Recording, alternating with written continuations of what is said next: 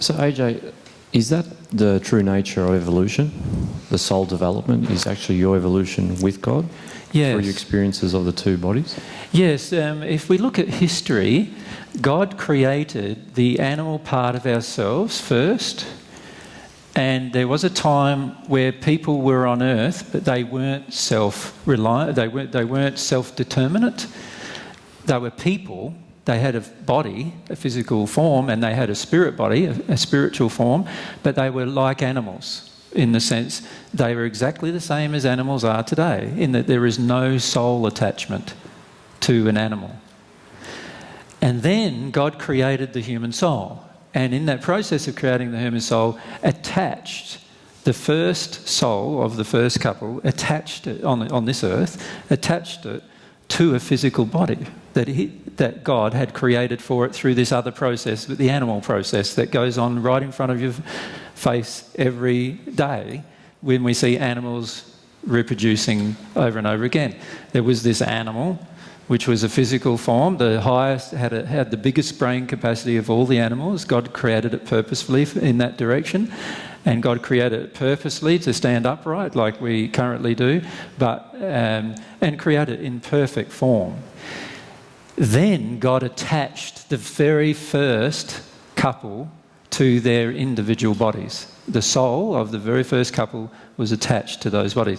And if you talk to that first human couple, a man and a man, they were never born. They were never born like a baby. But their very first memory was waking up in the body of a fully grown adult body. That's their very first memory. And they have no idea, we can only postulate what I'm saying about what happened before then. They had no idea how that body came to be. They had no parent. They had no physical parent that they could identify, but they were different to every other person. So did God intend then that every person would grow to at one moment with a physical body and spirit body attached? So that it's totally capable of doing so, yeah. So no one has to die? Yeah, totally capable of doing so. So we are totally capable of actually being in that place. God created the physical form and the spirit form of the first human couple with the ability for it to replicate and everything else. God created those particular things as far as we know, because nobody knew what was before then. And then when the very first souls were incarnated into those bodies, they woke up as an adult, alive, and with self-awareness. But no other beings were present, no other, so there wasn't a chain of parents or children or any of those kind of things in front of them to identify with. They were just woke up with that awareness. Yeah. Thanks. Thanks, Alan.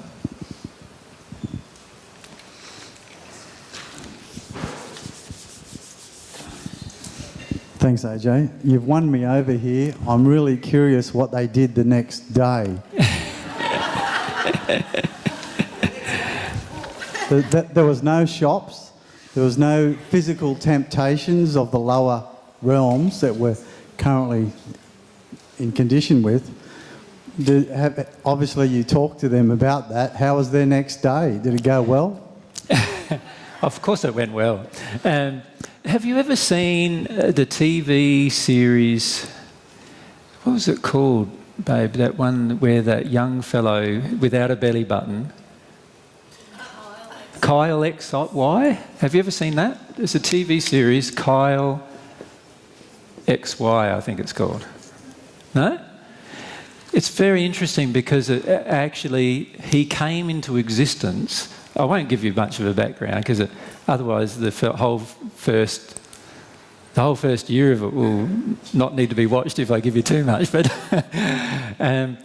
but he came into existence somehow. Do you want to know how, or do you want to watch the TV show? That's all.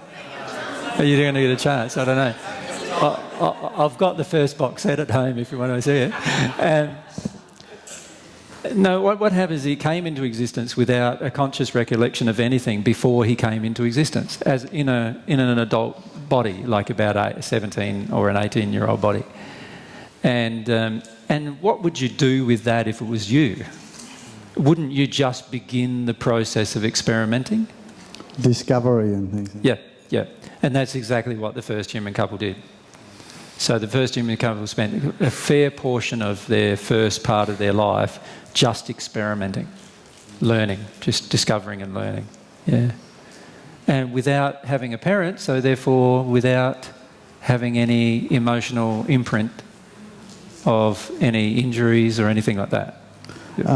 Zachariah Stitchin's view of what you mentioned with the Nephilim, taken bones and bits and pieces of aliens and impregnated it into a pro-magnum man, is that just our mind making up a story because, like you said before, Amon and Amin didn't have a memory of how they got into the body, and we just... No, the Nephilim is a totally different thing altogether. Do you want me to explain what it is? Yes, please. For those of you who... For those of you, have you ever heard of the Nephilim? For the majority of you, in the Bible, it talks about before the days of Noah, it says in the book of Genesis, that there were people who roamed the earth who were much larger than the average person, and that they couldn't have children. They were the progeny of what the Bible says were a mixture of spirits and people on earth.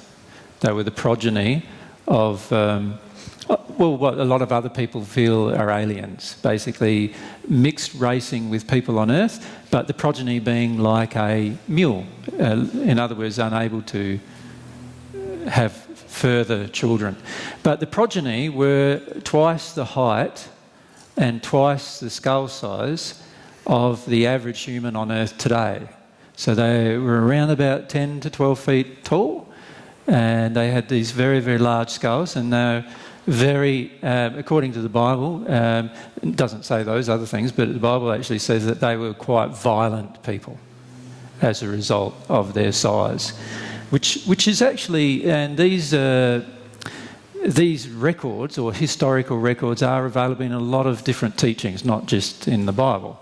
So, and whenever anything's available in a lot of different areas, there are obvious certain truths available in those particular things. And this is what happened.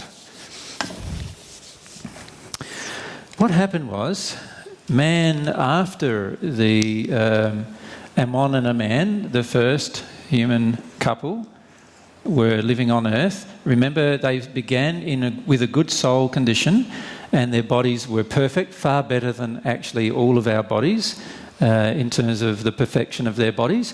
And in fact, if you looked at them, their body was symmetrical on each side of their body. And if you look at your own face, if you ever put a mirror sort of on one side and one side, you'll find that for the majority of us, we have a lot of insymmetrical face. So you almost look like a completely different person on one side compared to the other side normally, right?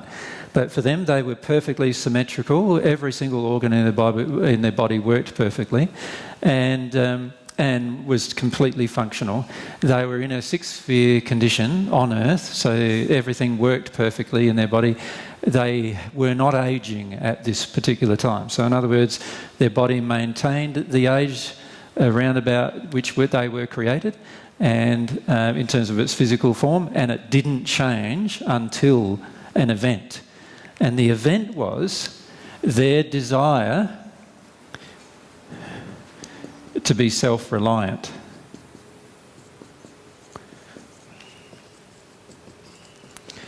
And once they went into self-reliance, let's spell that with a C here. Once they went into that desire for self-reliance, they then began taking actions which caused the degradation of their own soul, which then caused the degradation of their spirit body and their physical body. Does that make sense? So over a period of now, some quite a few thousand, tens of thousands of years, because the degradation of the soul kept continuing through generation after generation after generation, we ended up with a very, very animal-like body. Still the two genders, but they didn't really wear clothes. So they were very decrepit. By the way, the first human couple lived almost 1,000 years. This couple, on the average, lived less than 20 years. So that's how much degradation of the soul had occurred. And then after all of these people passed, of course, they all went up into the spirit world, and they had more of an influence on the spiritual side of man. And so from that degradation, mankind began to grow again and started to grow and progress. Now remember, we started in this 6th dimensional condition, and eventually we went through 5, 4, 3, 3, 1, and then down into the hells. This was a hellish condition in all ways, including living on earth was hellish. And then man started to grow in condition again. And by the time men got to the 2nd dimension, in their condition, in their growth, which actually did occur, on the average, then spirits, some of these spirits from the past, could actually materialise a human form, which they did do, because the environment to do so was consistent enough for them to maintain their form for long periods of time. So they materialised a human form, and some of them materialised a human form long enough for them to take wives. Well, I wouldn't call it taking wives. A lot of them actually, unfortunately, just had sex with as many of the women they possibly could. And as a result of that, they had a creature, you could say, which also was a human, had a human form, but was twice the size of the people around at the time, and in fact almost twice the size that we are today. And these were quite negative emotions driving these people. In other words, when I say negative emotions, they were emotions that were driven by selfishness, basically. And as a result, these people here became dominant because of their physical size. Dominant. Because of their physical size, they would dominate everyone. Now, it was the intelligence around at that time were all created by these people. So you know the Great Pyramid?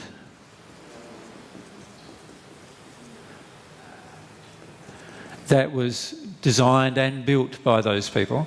And by the way, they didn't use the tools that everybody thinks they used. They used all of the knowledge that they had gained over thousands of years in the spirit world with the way that they used energy. And they could use energy in lots of different ways. You know how we use light energy today in lasers, with lasers? Well, they could use energy in a similar form, but with more powerfully so. And they could levitate as well. Things. So they levitated the rocks, all of the rocks of the Great Pyramid into position through the energy that they had. But while they were living on Earth, their condition continued to degrade. And then there were some cataclysmic events that occurred on the Earth because of the condition of them degrading. So man started to degrade again as a result of their condition and because of the violence. There were some cataclysms that occurred on the Earth. So let's just draw those. So, which the Bible calls the flood of Noah's day, right? But they are actually cataclysms that are actually being faced by us today as well, similar type of world-based cataclysms. These spirits dematerialised their body and went back to the spirit world. These people who were these brute animal people who were basically dominated by their brute force, they died and are now in the spirit world as well. Does that make sense? And but they're in the hells of the spirit world because of their actions that they took. And then after that, man started to improve in his condition again, which is where we're headed now. Yeah. So does that make sense, what's happened historically? Now, the only way you can find out this information, well, there is information available in on the earth to prove a lot of this material. So in other words, there have been the skulls of these particular people found that are twice the size or almost twice the size of a normal human skull and quite elongated. And the size of their skeletons are much, much higher. And so there is a fossil record that these people existed on the earth in the past. And there was also the record of what these people, who obviously had quite developed intellects, could do. And many of the pyramids around the earth that are built, not the ones in Egypt I'm talking about now, but around the earth, are built in certain locations of the earth where there are crustal movements where different continents rise and fall generally over cyclical periods. And these particular places were built in relatively stable areas so that they would last for tens of thousands of years rather than just lasting for hundreds of years like many of our constructions. Well, our constructions now, even our concrete constructions, only last a few hundred years if they're left unmaintained. And so these people here did have a visit to the earth again in a materialised form. From that point in time, the earth has not been in the condition where anybody can materialise a body, aside from celestial spirits, where anybody else can materialise a body for a long enough time to maintain that form. And also there have been limitations placed on it in terms of, through the different degradation in condition, some of the limitations include not actually being able to procreate while they're in that form. So for that reason, you don't see these procreations happening again. Is there any questions about those? You want to continue, Igor? Yeah? This brings up a very interesting question. If in the future spirit can materialize and have a baby on Earth, does that mean that human extinction is not possible? Well, firstly, remember, if a spirit materialises a body and then has sex with a person on Earth, a woman on Earth, or vice versa, the progeny is like it has no further genetic development, so therefore cannot have children. So our life extending on Earth, in terms of the human race, is dependent upon humans having children with other humans, not on spirits materialising a form. So it's in our best interest to look after each other, basically. Yeah, of course, of course.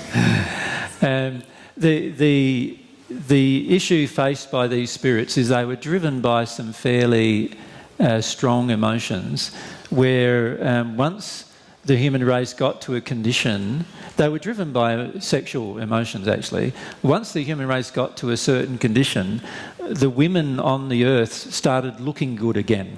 There was a long period of time where women and men looked very similar in a lot of ways and also were quite animalistic in nature. And so most of the spirits wouldn't demonstrate any interest towards a woman on earth. But once they got to a certain development, the spirits felt quite interested in them sexually again. And so this is why they attempted to do a materialisation of a spirit form. And also to gain power. It was a lot about power. So because the condition of the earth, or the spiritual condition of the earth at the time, was in a second dimension, it was a higher condition than we currently are, these people could materialise a form and maintain it for a period of time. And one more. So we came close, you said it before, we came close in this century of total annihilation, human annihilation, with the nuclear bombs and... Certainly, yeah. So if we did annihilate, all these souls that not incarnated yet would never have a chance to incarnate, or they will have a chance in other Earths? Well, they've always got the chance in other Earths to incarnate, so they don't necessarily have to come to this Earth to incarnate.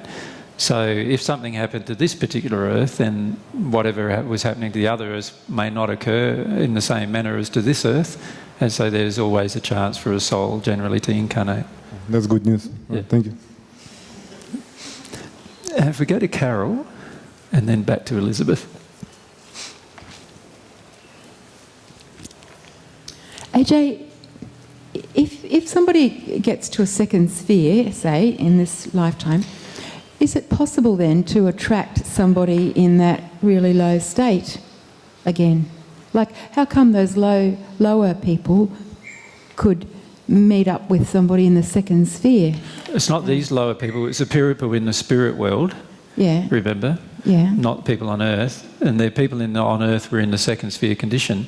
And the people in the spirit world were in a second sphere or higher condition as well. Okay. But the problem is they were all on the natural love path. So in other words, there was a lot of emotions that they still had unhealed within them that they could act upon. And for many of them, there was a lot of sexual emotions that they could act upon if they wanted to.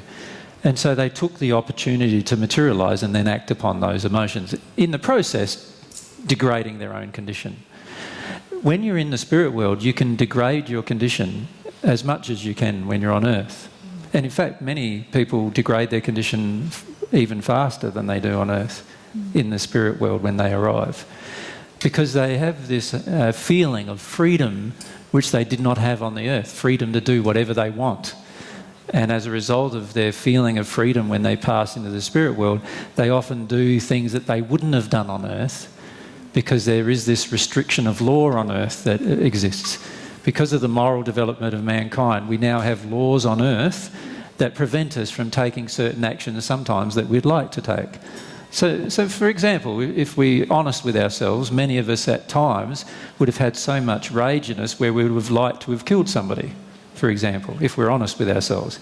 But because there was a law against it and the potential of being put in jail and so forth, we often didn't take the action. And so therefore we didn't degrade our soul condition with the choice of killing somebody, even though we were angry enough to do so. But when we pass into the spirit world, there's seemingly no law. There's no man law anyway in the spirit world that prevents you from murdering. And as a result of that, if you still have a murderous feeling in your soul, you'll want to create the murder of another person.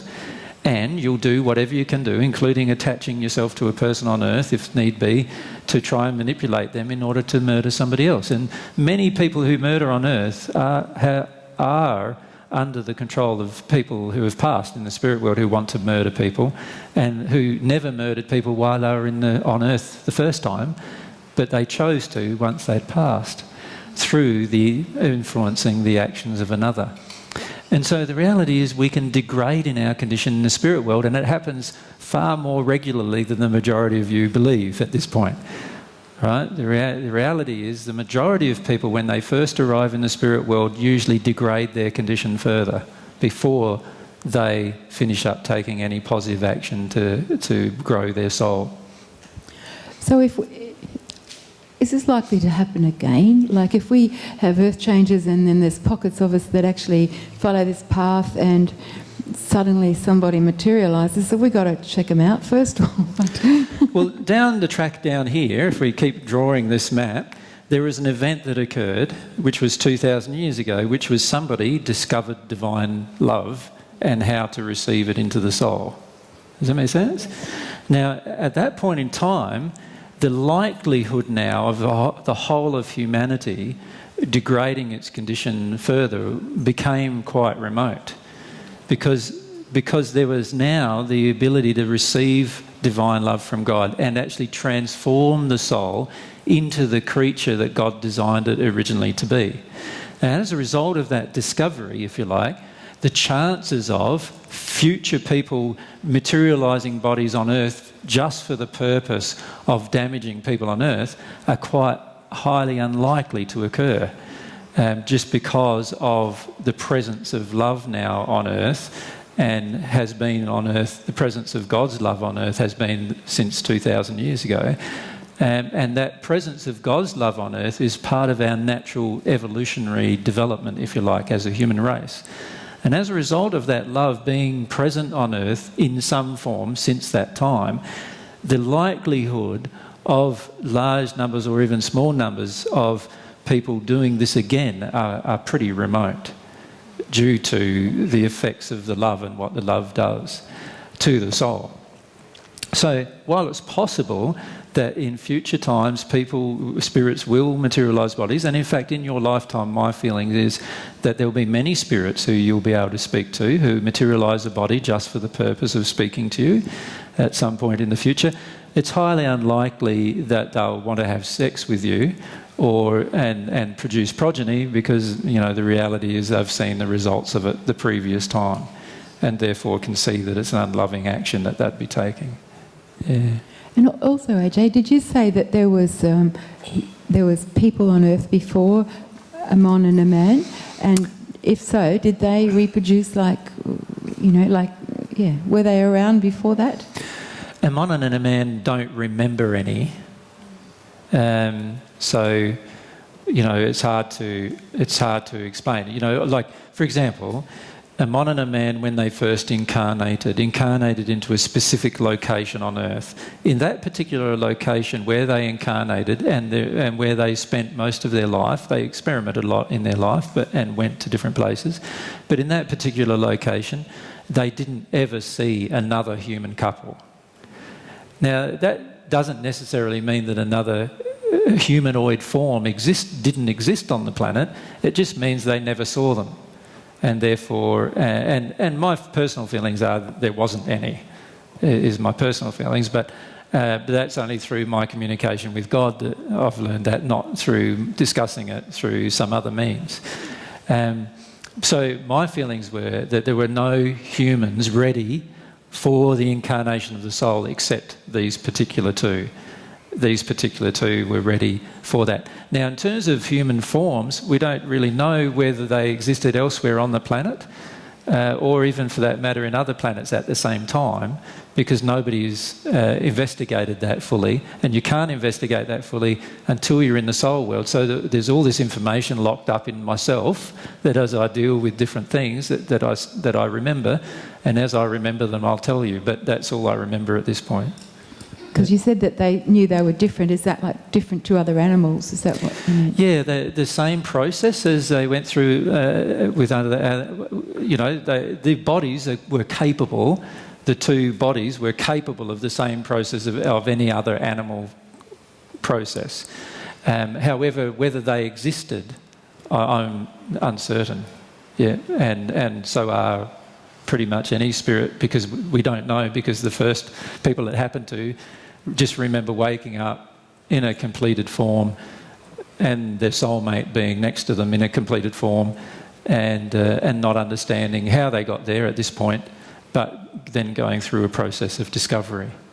Yeah. And did a mon and a man, did they know that they were pulling away? Did they know what they were pulling away from? Did they have a clear idea of what was going on? Yes. Yeah, they spent a time in the sixth sphere, basically, and God's love was available to them actually at that point as well. So God had actually tried to teach them through some processes. It's not a verbal teaching, but it's through some processes that God also took me through in the first century to try to teach me that divine love was available, and the same thing that they went through. He attempted to teach them that His love was available, but they actually made a conscious decision that they didn't want God. They knew God existed completely. They understood God's existence and knew God existed.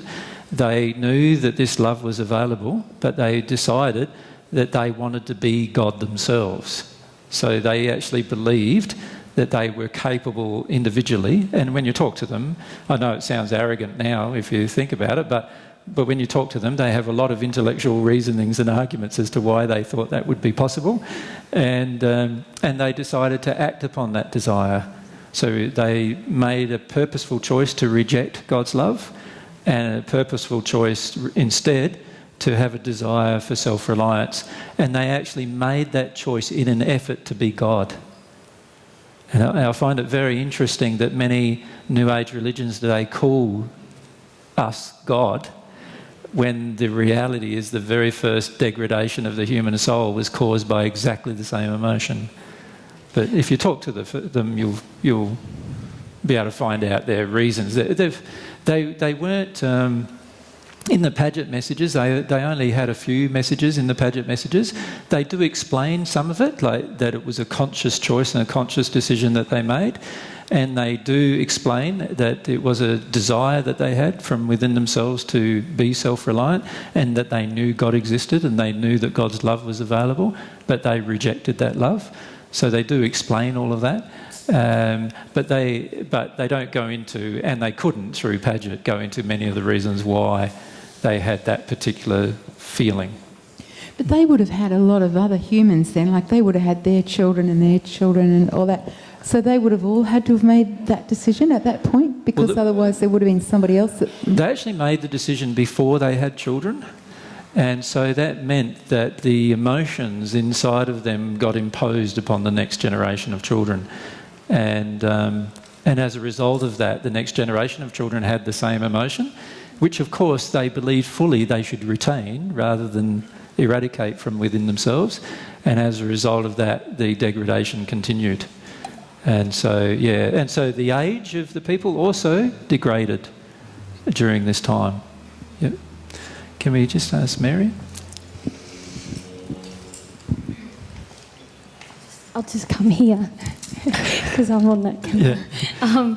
I just wanted to say that, just an observation, everyone always looks so mystified about Amon and a man's choices. I always feel everyone go, why would they do that? There's God, why would you do that? But really... we're making the same choice every day. That's exactly my next sentence. Yeah. And I've... funny how you do that. Yeah. I feel we all know about God. We all know about God's love, and we make the same choice every day. And I have, in my past few weeks, really felt that emotion within me that, God, I'm not going to accept who you made me. I'm going to make me how I want to be me. And that is the choice that Amon and a man made. Instead of submitting to this beautiful soul, they went, I don't want that soul, I want to make myself something different. And I see that we all do that. So it was just an observation, because everyone was like, oh, crazy, why did they do it? But also we want to make ourselves something different because our parents wanted to make us something different, and we are very, very hooked into what our parents wanted. So we have, and Amon and a man's children were the same, of course. So the Amon and a man's children automatically fell into that same desire of wanting to be a bit different to what they actually were, to suit the parents' choices and decisions. It's exactly the same choice. Yeah, thanks, mate.